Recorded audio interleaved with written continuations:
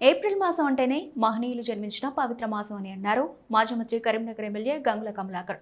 మాజీ ఎంపీ వినోద్ కుమార్లు కరీంనగర్ జిల్లా కేంద్రంలోని ఎమ్మెల్యే క్యాంపు కార్యాలయంలో గురువారం రోజున కరీంనగర్లోని అంబేద్కర్ యూత్ ఆధ్వర్యంలో ఈ నెల 14వ తేదీన నిర్వహిస్తున్న భీమ్ యాత్ర పోస్టర్ను వారు ఆవిష్కరణ చేశారు.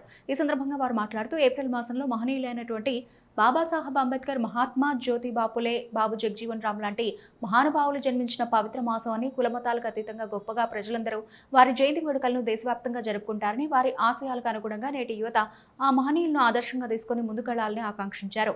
అంబేద్కర్ యూత్ ఆధ్వర్యంలో గత 5 ఏళ్లుగా అంబేద్కర్ జయంతి పురస్కరించుకుని నగరంలోని కిసాన్ నగర్ నుండి కోర్టు సర్కిల్లోని అంబేద్కర్ విగ్రహం వరకు చేపట్టే యాత్రలో ప్రతి ఒక్కరూ భాగస్వాములై యాత్రను విజయవంతం చేయాలన్నారు. వినోద్ కుమార్ మాట్లాడుతూ ప్రపంచంలోనే భారత రాజ్యాంగం పటిష్ట స్థితిలో ఉండడానికి కారణం డాక్టర్ బిఆర్ అంబేద్కర్ అని, వారి కృషితోనే దేశంలో ప్రజాస్వామ్య పద్ధతిలో నాయకులను ఎన్నుకోగలుగుతున్నామన్నారు.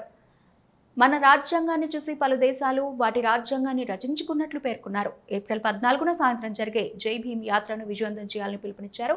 ఈ కార్యక్రమంలో మాజీ మంత్రి కరీంనగర్ ఎమ్మెల్యే గంగుల కమలాకర్తో పాటు మాజీ ఎంపీ బోయినపల్లి వినోద్ కుమార్, మాజీ ఎమ్మెల్సీ నారదాసు లక్ష్మణరావు, నగర బీఆర్ఎస్ పార్టీ అధ్యక్షుడు చెల హరిశంకర్, మాజీ జిల్లా గ్రంథాలయ సంస్థ చైర్మన్లు పొన్నం అనిల్ కుమార్ గౌడ్, ఏనుగు రవీందర్ రెడ్డి, కార్పొరేటర్ గడ్డి ప్రదీప్, కొత్తపల్లి మాజీ వైస్ ఎంపీపీ తిరుపతి నాయక్, మాజీ అర్బన్ బ్యాంక్ డైరెక్టర్ కర్ర సూర్యశేఖర్, మాజీ సుడా డైరెక్టర్ నేతి రవివర్మ, నాయకులు మీడదొడ్డి నవీన్, అంబేద్కర్ యూత్ సభ్యులు కొమ్ముల కరుణాకర్, లింగంపల్లి రాజేష్, పులిపాక సాయి కుమార్, కళ్ళపల్లి నవీన్, గసికంటి దీపక్, బోనాసాగర్, మల్యాల కిరణ్, వేదిర వామన్, దాసరపు వంశీ ప్రణయ్, మడక అరవింద్ తదితరులు పాల్గొన్నారు.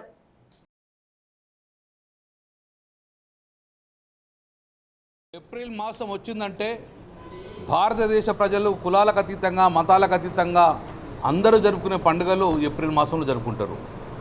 ఈ ఏప్రిల్ మాసం అంటేనే ఒక పవిత్ర మాసంగా భావిస్తారు. భారతదేశంలో మహనీయులు పుట్టిన నెల ఈ ఏప్రిల్ మాసం. బాబాసాహెబ్ అంబేద్కర్ గారు, బాబు జగజీవన్ రావు గారు, జ్యోతిరావు ఫులే గారు, ఈ ముగ్గురు మహానుభావులు వీళ్ళు భారతదేశానికి ఆస్తిపరులు, మేము ఆస్తిగా భావిస్తాం. వీళ్ళందరూ కూడా ఈ ఏప్రిల్ మాసంలో పుట్టడం చాలా గర్వం. అందుకే ఏప్రిల్ మాసం అంటేనే భారతదేశ ప్రజలంతా కూడా పండుగ మాసంగా భావిస్తాం. అందులో భాగంగా ఏప్రిల్ 14 నాడు గత 5-6 సంవత్సరాల నుంచి భీమ్ యాత్రను మా అంబేద్కర్ యూత్ కరీంనగర్ వాళ్ళు, కిసాన్ నగర్ వాళ్ళు భీమ్ యాత్రను గత 5 సంవత్సరాల చూడంగా చేపట్టడం జరుగుతుంది. పెద్ద ఎత్తున ర్యాలీ చేసుకొని భావితరానికి ఈ బాబాసాహెబ్ అంబేద్కర్ చేసిన రాజ్యాంగం, బాబాసాహెబ్ అంబేద్కర్ చేసిన సేవలు, బాబాసాహెబ్ అంబేద్కర్ ఈ భూమి ఉన్నంతసేపుడంగా వారి సేవలు కొనసాగే విధంగా భావితరానికి చెప్పేదానికి కూడా వీళ్ళు ఒక భీమ్ యాత్ర చేస్తారు. అదేవిధంగా ఈసారి కూడా భీమ్ యాత్ర చేయడం జరుగుతుంది. కాబట్టి దీని ముఖ్య ఉద్దేశం ఒకటే, ఈ భూమి ఉన్నంతసేపుడంగా బాబాసాహెబ్ అంబేద్కర్ గారు చేసే సేవలు ఫ్యూచర్ పీపుల్ అందరికీ కూడా చెప్పే విధంగా ఈ యాత్ర చేస్తారు. కాబట్టి అందులో పాల్గొందాం, సక్సెస్ఫుల్ చేద్దాం. భావితరానికి బాబాసాహెబ్ అంబేద్కర్ చేసిన సేవలు చెప్పే విధంగా ఈ యొక్క యాత్ర ఉంటుంది. కాబట్టి అందరూ పాల్గొనాలని చెప్పి మనం కోరుతున్నాం. జై భీమ్. ఏప్రిల్ 14 నాడు జరిగేటువంటి అంబేద్కర్ గారి 135 జయంతి ఉత్సవాల్ని కరీంనగర్ నగరంలో పెద్ద ఎత్తున జరుపుకోబోతున్నాం.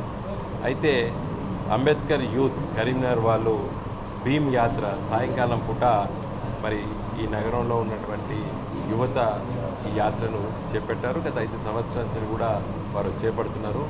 వారి స్ఫూర్తి మన రాజ్యాంగం పట్ల మరి ఈరోజు ప్రపంచంలో పట్ల గొప్ప రాజ్యాంగాన్ని రచించినటువంటి ఘనత డాక్టర్ బిఆర్ అంబేద్కర్ గారికే దక్కుతుంది. స్వాతంత్రం వచ్చిన తర్వాత మన దేశం చుట్టుపక్కల ఉన్నటువంటి అన్ని దేశాల లోపల ప్రజాస్వామ్యాన్ని కూలి చేశారు. పాకిస్తాన్లో కానివ్వండి, బంగ్లాదేశ్లో కానివ్వండి, శ్రీలంకలో కానివ్వండి, నేపాల్లో కానివ్వండి, మన చుట్టుపక్కల దేశాల్లో ఎప్పుడో ఒకసారైనా 2 సార్లైనా, కొన్ని దేశాల్లో అయితే సగం స్వాతంత్రం వచ్చిన తర్వాత సగం సంవత్సరాలు కూడా మిలిటరీ పరిపాలనలో పట్టే ఉన్నాయి.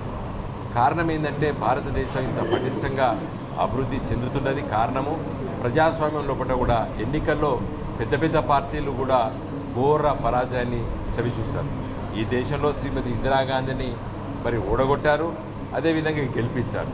ప్రతి రాజకీయ పార్టీ, ప్రతి రాజకీయ నాయకులు ఎప్పుడో ఒకసారి ప్రజల మన్నలు పొందారు. అదేవిధంగా మరి ఓటమి పాలయ్యారు. కారణం ఏంటంటే ప్రజలకు ఆ స్వేచ్ఛ, స్వాతంత్రము, హక్కులు కలిగించినటువంటి వల్లనే మరి భారతదేశం మరి ప్రజాస్వామ్య దేశంగా ఈరోజు ఎదుగుతున్నది. ప్రపంచంలో పట మరి మేము చిన్నతనంలో చదువుకున్నప్పుడు మా సాంఘిక శాస్త్రం చెప్పేటువంటి టీచరు భారతదేశం పేద దేశం అని చదువుకునేది మేము సోషల్ స్టడీస్లో.